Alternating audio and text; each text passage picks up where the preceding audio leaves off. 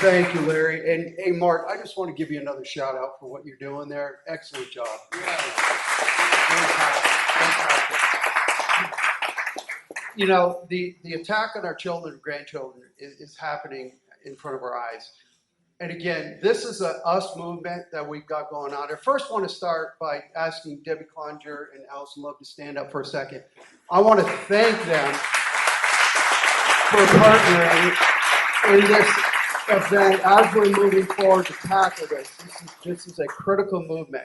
I also want to thank Christy Cox, Tommy Atkins, Watts Huckabee also. Again, this started probably a year and a half ago, and we've talked about this before, but we saw a year and a half ago an onslaught of books in our library that spoke of the gender identity, sexualization of our youth, starting at the age of 2 to 17. When we inventoried that about a year and a half ago, we saw in the library there was about 85 books in the York County Library, totaling about 200 some odd copies that going across all the different libraries that were targeting these students, these kids. Parents are going in. They were making me aware of this. So we started looking at bringing in books of alternative or the opposite opinion to talk about the impact of putting these kids and trying to, what I call, indoctrinate our kids into a mindset that to me is pure evil. And so what we're seeing here is we had to battle a year and a half ago to bring in books, okay, that actually spoke of the counter opinion. So anytime the left calls us censoring or banning, they were the ones banning these books, our books, right from the get-go. I want to share that with you.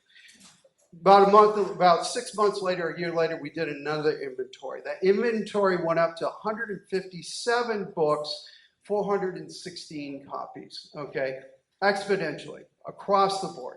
The number of parents calling in and reaching out saying their kids were grabbing these books by accident, because you can't tell, you can't identify these books on the outside. It's very hard. Went up. So we pushed again, got another 30 books in the library, including the Brave books that weren't in the library. Again, in our inventory, we only got 11 books in before. We got an additional 30. Again, what's happening though is that because of the inventory of books that were there, the outreach and the push from we, the people, was let's get these books out of the children's section and let's move these books to the adult section of the library, okay? This is where we're at now. I want to give a shout out to so many people in this room that are fighting this battle with me and with us. Again, this is an us event we got going on here. And I tell you what, Greenville County is the only other county that tackled this.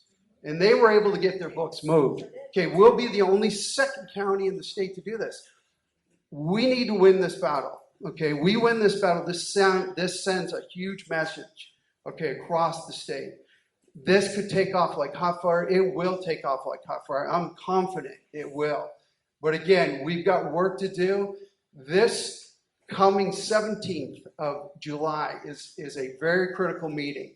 I would ask that if as many of y'all can come to it, and because there's going to be a lot of people from the left that are going to be participating in this next meeting. So anybody that could come would be greatly appreciated. Look, we have drawn the line in the sand. We will win this battle, and when we win this battle, this will be a shining light for the rest of the people across the state in the United States. So let's keep fighting, all right? Thank you.